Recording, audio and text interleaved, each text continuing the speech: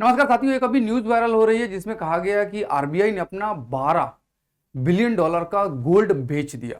तो अभी ये न्यूज बहुत वायरल है, आपको बहुत सारे वीडियो इसको देखने को मिलेंगे।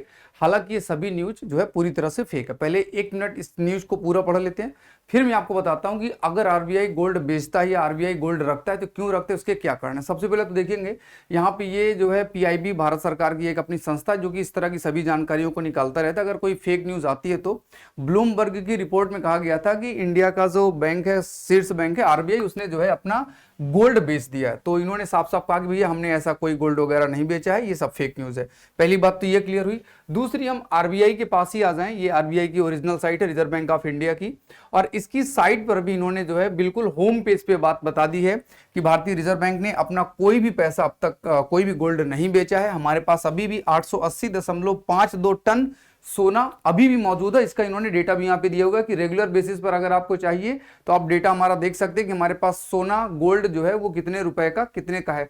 मार्च अप्रैल मई जून पूरा हिसाब इन्होंने दिया कि हमने कोई गोल्ड नहीं बेचा। अब मुद्दे की बात आते हैं कि आखिर अगर ऐसा हो रहा है तो ऐसा होने के कारण क्या है, क्यों हमें सोना कभी करना पड़ेगा, बेचना पड़ेगा। देखो, जब 1991 में हमारे देश में पैसे की समस्या आई थी तब हमने सोना बेचा नहीं था, गिरवी रखा था।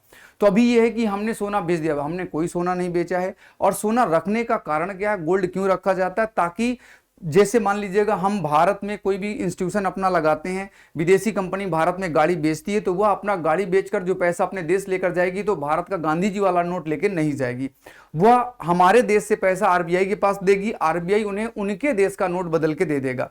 मान लीजिएगा हमें तेल खरीदना है या हमें अमेरिका से, चाइना से कोई व्यापार करना है तो हमें उनके देश की मुद्रा चाहिए।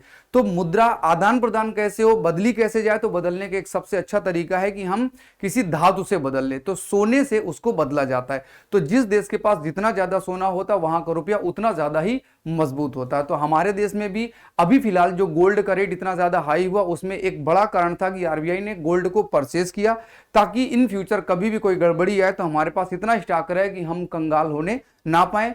बेझिझक रहिएगा, बिंदास रहिएगा। भारत एक दिन जरूर विश्व गुरु फिर से बनेगा।